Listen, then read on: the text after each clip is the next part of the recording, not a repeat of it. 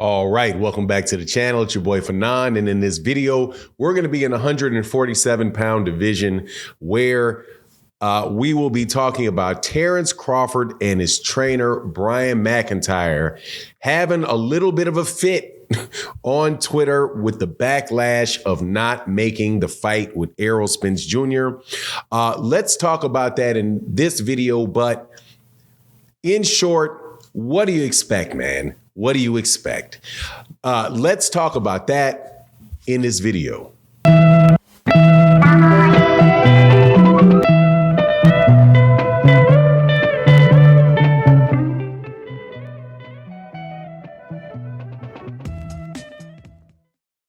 All right, welcome back to the channel. It's your boy Fanon, and in this video, we're going to be in the 147-pound division where Terence Bud Crawford and his trainer, Brian McIntyre, have sent messages out on Twitter which pretty much communicate their feelings about boxing fans, and it ain't good. In the aftermath of him not making the fight with Errol Spence Jr.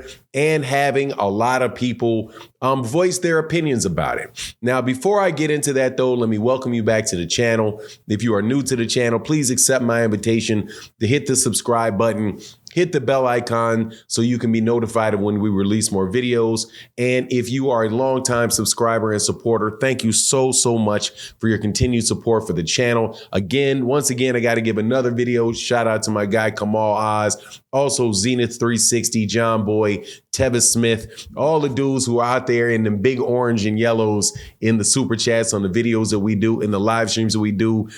Thank you guys so much for your continued support. But let's get into this, man. We got a little bit of a slow time in boxing right now, waiting on the Showtime fight cards to be named. Also waiting for to find out what's going to happen with some of the bigger fights that they're trying to make on ESPN. So, you know, there's still a lot of conversation going on about what did and did not take place in boxing last year.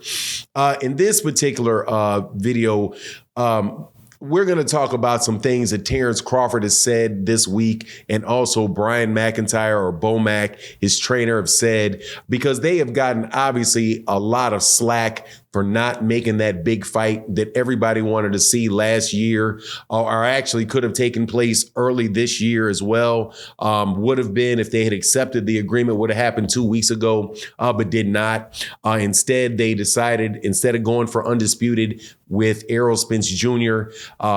For all of the belts, they decided to take a fight on BOK Prime with David Avanesyan, a fight that nobody was really asking for, nobody really wanted. And it was a business decision of theirs that their fan base, some of their fan base understood. And I mean, some of their fan base, many people just were like, man, come on, man.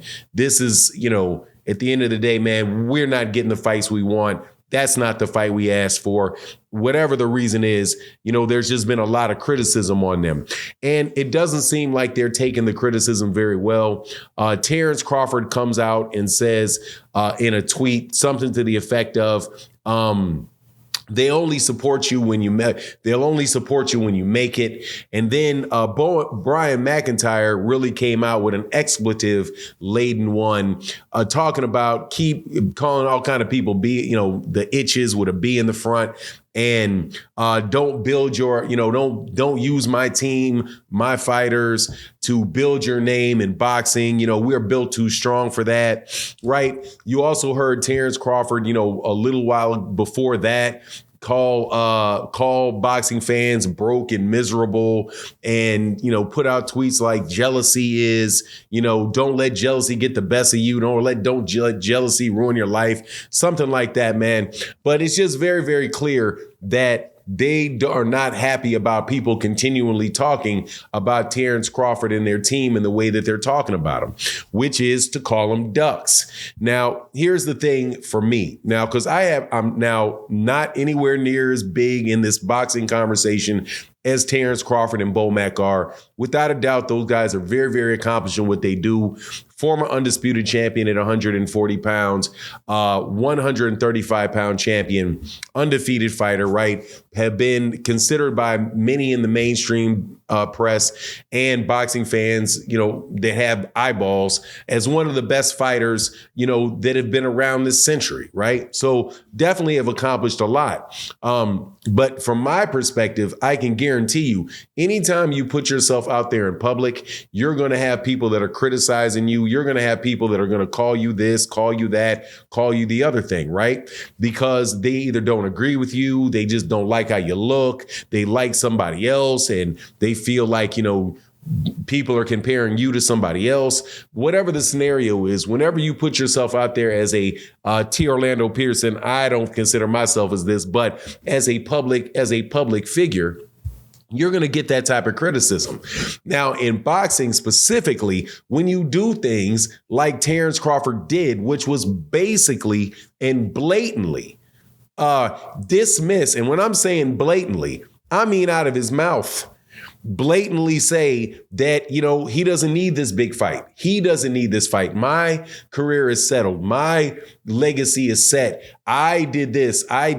You're not doing what boxing fans want you to do, which is just fight.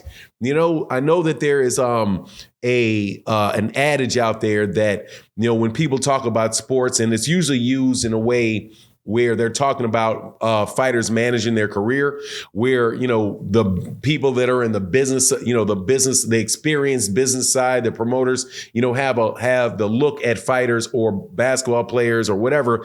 And they say, just shut up and play the game, right?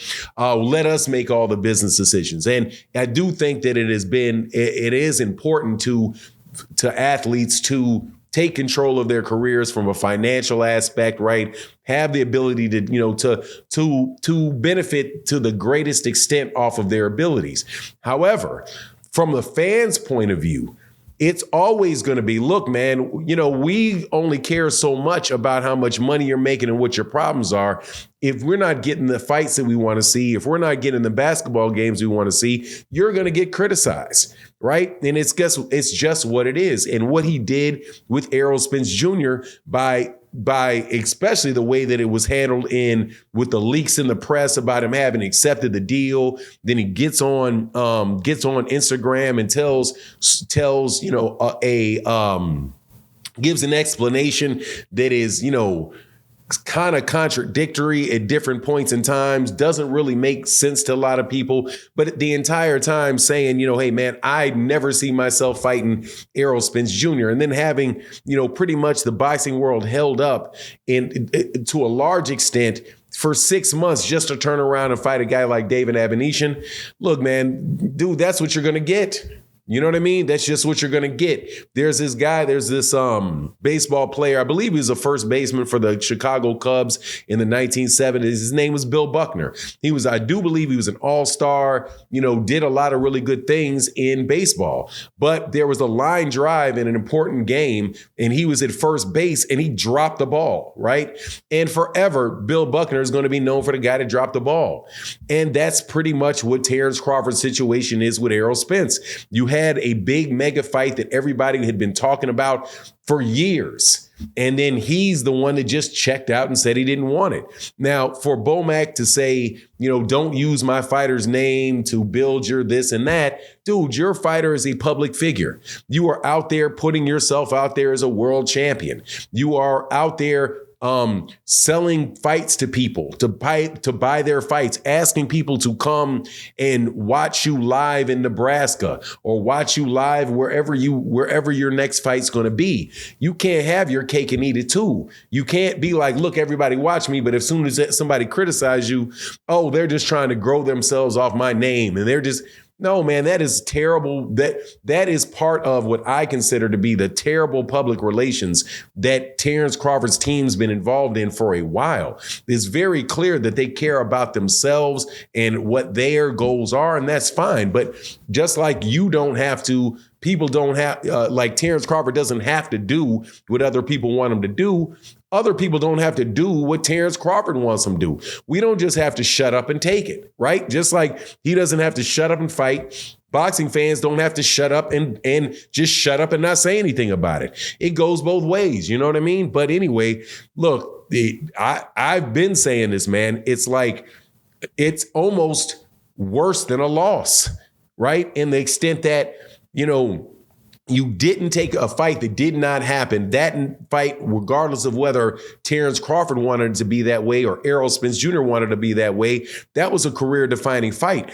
And you don't get to name what your career-defining fight is. It is the boxing fans that are going to continue to talk about you as a fighter. As long as you're a world-class fighter, when you get into the Hall of Fame, that's just what it is. And you're not going to get out of that. So all of the calling boxing fans miserable and broke and people that talk about the fight, tell them keep my name out your mouth and all of that stuff, man, that's not going to go anywhere. That's not going to do anything but incite more of it. And on top of it, it's highly hypocritical because you don't want people to tell you what you can do. How are you going to tell other people what they can do? But anyway, that's my take on the matter. You let me know what you think in the comment section. And with that, I'm out. Peace.